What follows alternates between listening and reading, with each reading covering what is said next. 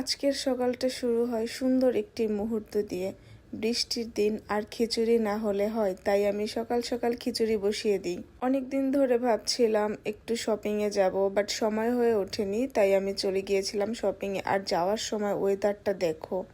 প্রথমে আমি চলে যাই পুলিশ প্লাজা, কিন্তু যাওয়ার পরে আমি যেটা খুঁজছিলাম সেটা আমি পাইনি। তারপরে বের হয়ে চলে যাই বসুন্ধরা শপিং কমপ্লেক্সে।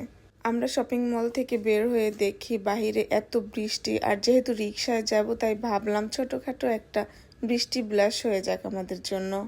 এভাবে পুরোটা রাস্তা আমরা ভিজতে ভিজতে চলে যাই বসুন্ধরা শপিং কমপ্লেক্সে।